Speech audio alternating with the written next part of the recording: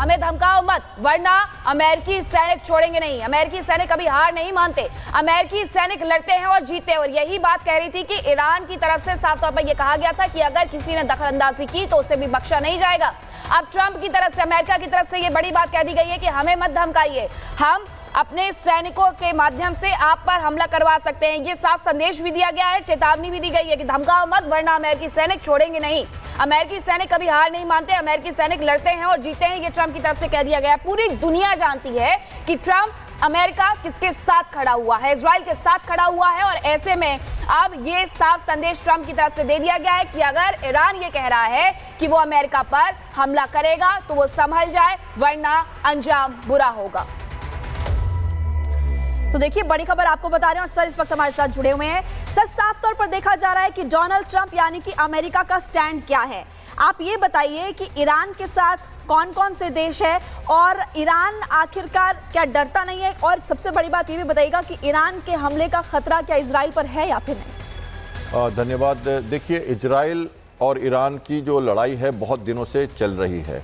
वैसे मैं आपको बताऊं 1560s और 70s में ये बहुत अच्छे मित्र थे और एक दूसरे को पहले डिप्लोमेटिक रिलेशन में साथ दिया, इंफ्रास्ट्रक्चर, एग्रीकल्चर सब ठीक किया, फ्यूल देता था ईरान इनको। और जब उसकी अपनी फ्यूल बनने लगी, जब इजराइल की, तब वो खुद इनके साथ, इनसे अपनी फ्यूल लेने के बाद अपना उसने ऑटोनोमस फ्यूल बनाना शुरू कर दिया। और ये सारी चीज़ें गुप्त रूप से भी चलती रही तब तक कि 1979 में वो सत्ता परिवर्तन नहीं हुआ और ये जो कहते हैं ना धर्म के हिसाब से चलने लगा ईरान। और उसके बाद से अभी लगातार अस्तित्व के खतरे के कारण इजराइल ईरान को मारना चाहता है। और ये दूसरी तरफ ईरान जो है वो वॉर ऑफ हैट्रेड के रूप में लड़ना चाहता है। इसे वो कहता है कि ज्यूज को खत्म करना है। तो देखिए, ये लड़ाई सिद्धांत समझिए जमीन की लड़ाई नहीं है और इसलिए ये बहुत दिनों से लगातार कुछ न कुछ होता रहता है। पिछले साल के अटैक के बाद ये रुक गया था क्योंकि उस समय ये सही समय है, यही समय है नहीं था। अब ये सही समय है, यही समय है इजराइल को लगता है, क्योंकि हमास को, हिजबुल्लाह को और हूती को, आप पूछ रही हैं उनके साथ कौन कौन है, तो लेबनान और लगातार यमन का सपोर्ट और इनके थ्रू प्रॉक्सी वॉर लगातार ईरान फंडिंग, इनेबलिंग, सपोर्टिंग करता रहा है ताकि उसको परेशानी हो इजराइल को। और इजराइल ने उनको अब धीरे धीरे खत्म करके डिसमिट कर दिया। और अब जब उसे लगा कि ये वेपन प्रोग्राम, जो वेपन ऑफ मास डिस्ट्रक्शन का प्रोग्राम जो 60 दिन का नहीं चल पा रहा है, टेबल पे नहीं आ रहे हैं ईरान, तो उसने 61वें दिन अटैक कर दिया। कह सकते हैं आपकी अमेरिका में भी बहुत सारी परेशानियां चल रही हैं, वहाँ पे अपने एडमिनिस्ट्रेशन का इशू चल रहा है, तो शायद ये समय किसी तरह से होगा। आज परेड भी चल रही है वहाँ पे 250वीं जो है, और ट्रंप वहाँ भी सैल्यूट ले रहे हैं। कई डाइवर्जनरी टैक्टिक्स होती हैं और ईरान लगातार अभी अपनी जो भी उसकी वार वेजिंग, आप बता रहे हैं कि वहां पर परेड चल रही है और परेड के बीच में उनकी तरफ से जो मैसेज दिया गया है, चेतावनी दी गई है, वो ये बताने के लिए काफी है कि एक तरफ हम शक्ति प्रदर्शन कर रहे हैं, पावर दिखा रहे हैं दुनिया को, तो दूसरी तरफ आपको भी समझ जाना है। लेकिन क्या ईरान को इससे कोई फर्क पड़ेगा? क्योंकि ईरान बहुत पहले से ये कह रहा है कि अगर कोई भी बीच में आए तो हम उसे भी नहीं बख्शेंगे। देखिए, ये तो कहना ही है, इंफॉर्मेशन वॉरफेयर और साइकोलॉजिकल वॉरफेयर का हिस्सा है। वहाँ के राष्ट्राध्यक्ष हैं, वो धमका रहे हैं और उनके जवाब में हमारे जो ट्रंप, जो अमेरिका के प्रेसिडेंट हैं, वो अपना जवाब दे रहे हैं और ये कह रहे हैं।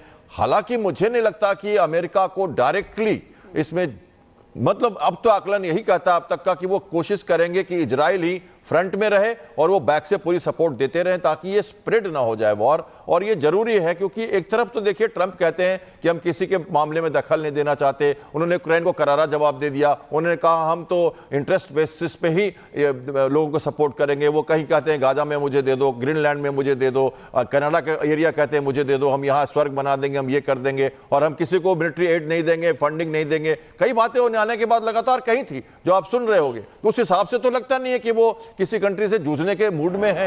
लेकिन अगर वो फ्लक्चुएशन तो है उनके बातों में, लंबा ट्रम्पेट है उनके पास ट्रंप का, वो कई बातें करते रहते हैं, इसलिए उन्होंने आज जवाब दिया है जो आपने कहा। बिल्कुल, देखिए इसी बीच एक बड़ी खबर बता देते हैं अपने तमाम दर्शकों को। इजराइल पर ईरान ने मिसाइल्स दागी। इजराइल के एयर डिफेंस सिस्टम नाकाम इस दौरान रहे। तो इजराइल पर ईरान ने बैलिस्टिक मिसाइल दागी और जो एयर डिफेंस सिस्टम काफी ताकतवर था इजराइल का, वो काफी हद तक नाकाम नजर आया, क्योंकि ये मिसाइल्स कई ठिकानों को मीनाक्षी तबाह कर चुकी है। बिल्कुल, और सर माना भी ये जाता है कि जो ईरान के पास ड्रोन है वो कहीं ना कहीं दुनिया के सबसे शक्तिशाली ड्रोन है, लेकिन थर्ड का क्या इस्तेमाल किया जा रहा है जो इजराइल की तरफ से, जो अमेरिका ने उसे दिया है, क्या वो नाकाम रहा? देखिए, ये मुश्किल है कहना कि कोई भी एयर डिफेंस सिस्टम नाकाम हो जाए। जब आप बात करते हो 200, 300, 400 ड्रोन की और छोटे छोटे तस्वीरों का भी थोड़ा सा आप जिक्र करें। ये देख रहे हैं आप, ड्रोन्स जो है और एयर डिफेंस सिस्टम क्या है, सेपरेशन ऑफ एयर डिफेंस कहते हैं ना। अगर आप 400-500 ड्रोन छोड़ दो, जैसे आपने ऑपरेशन सिंदूर में देखा, तो आपका एयर डिफेंस सिस्टम जो है एक तरह से सैचुरेट हो जाता है। सैचुरेट का मतलब उसकी कैपेबिलिटी होती है कि कितने टारगेट्स को ट्रैक करे, कितने को मारे, कौन अपॉर्चुनिटी टारगेट है, कितनी दूर है, कहां तक है। सर्च रडार होते हैं, फिर फायर कंट्रोल रडार होता है, उसके बाद उसको वेपन से इंगेज किया जाता है। प्रोसेस है एयर डिफेंस सिस्टम का।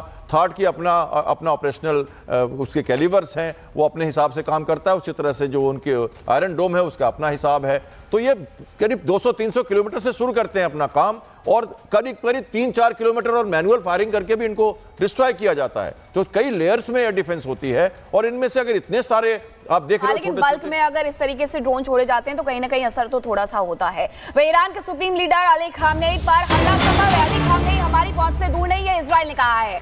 इजरायली सरकार ने खामनेई पर हमले की मंजूरी भी दे दी है। सर, पिछले दिनों हमने देखा भी था कि जो हमला ईरान में हुआ था वो लगभग 20 से 30 किलोमीटर खामनेई के आवास से दूर था। हालांकि माना यह जाता है कि जो इंफ्रास्ट्रक्चर है मुस्लिम कंट्रीज का, जो विकसित मुस्लिम कंट्रीज हैं, कतर हो, फिर यूएई हो या फिर ईरान हो, ये जितने ऊपर बिल्डिंग में है उतनी नीचे बिल्डिंग में भी है। लेकिन अगर इजराइल कह रहा है कि वो हमारी पहुंच से दूर नहीं है, हमले की मंजूरी दे दी है, तो क्या हो सकता है कि उस पर हमला हो सके खामनेई पर?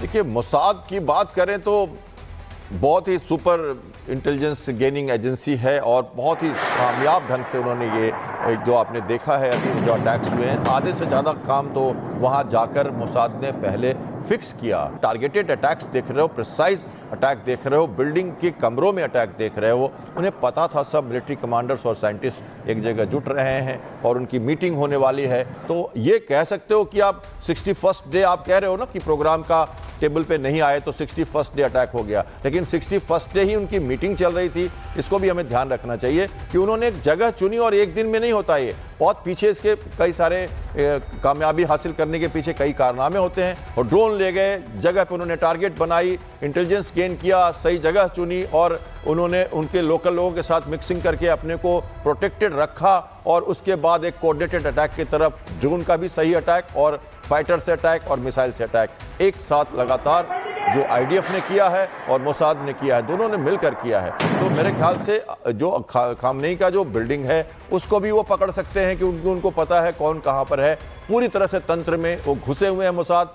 कई बार उनके एटॉमिक जो उनके जो कारखाने हैं, उनका जो रिसर्च सेंटर है, उस पर कई बार पहले भी पिछले 20 सालों में कई बार अटैक हो चुका है। पहली बार नहीं है कि मोसाद ने किया। उन्होंने उनके कंप्यूटर बग कर दिए, उनके यूरेनियम प्लांट जो इनरिचमेंट प्लांट थी वहाँ जाके उन्होंने अटैक किया है, और कई कमांडर्स को उन्होंने पहले भी रिवोल्यूशनरी गार्ड के कमांडर्स को मारा है। तो ये पहली बार तो नहीं हुआ है कि, या मोसाद की जो आप जानते हैं कहानी, वो जहां तक जाता है घुस के जाता है और मारता है।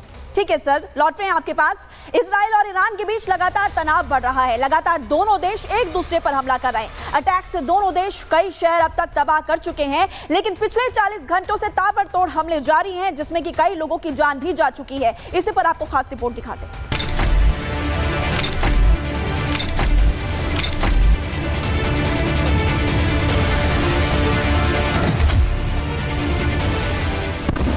महायुद्ध का बिगुल बज चुका है और बज चुकी है ईरान पर प्रलय की रणभेरी। ईरान और इजराइल में ठन गई है। दोनों देश एक दूसरे पर मिसाइलों की बौछार कर रहे हैं। पिछले 3 दिनों से इजराइल और ईरान एक दूसरे के ठिकानों पर ताबड़तोड़ हमले कर रहे हैं।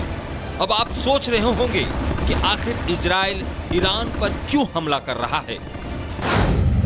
दरअसल ईरान परमाणु तकनीक पर काम कर रहा है। चोरी छिपे परमाणु हथियार बनाने का शक है। ईरान ने परमाणु बम बनाया तो अमेरिका को खतरा होगा। ईरानी परमाणु बम से खाड़ी में हालात बिगड़ेंगे।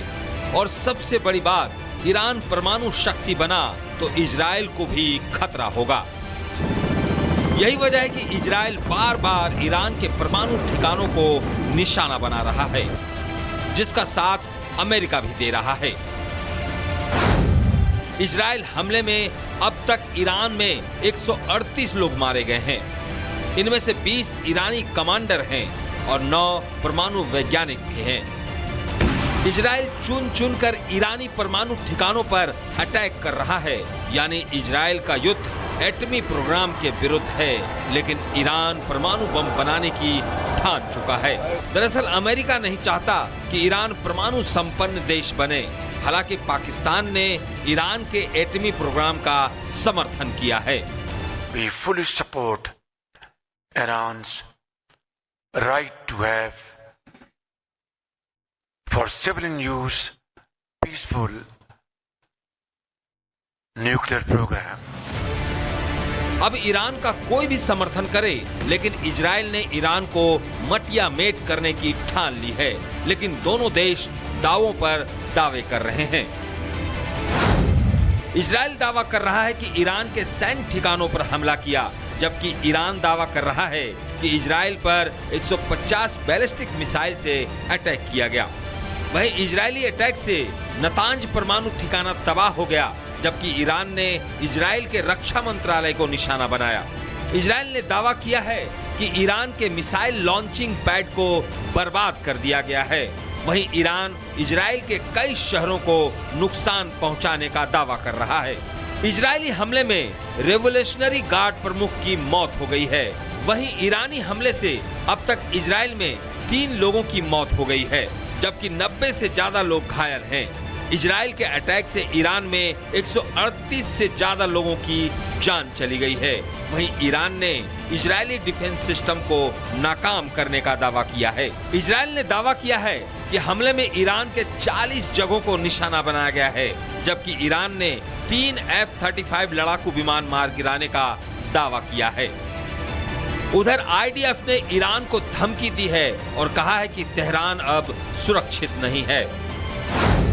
70 से ज्यादा इजरायली एयरफोर्स के लड़ाकू विमानों ने भाग लिया। लगभग 40 जगहों को निशाना भी बनाया गया, जिसमें एयर डिफेंस सिस्टम भी शामिल है। मतलब महायुद्ध की सुगबुगाहट हो चुकी है। परमाणु प्रोग्राम के लिए इजराइल लगातार हमले कर रहा है।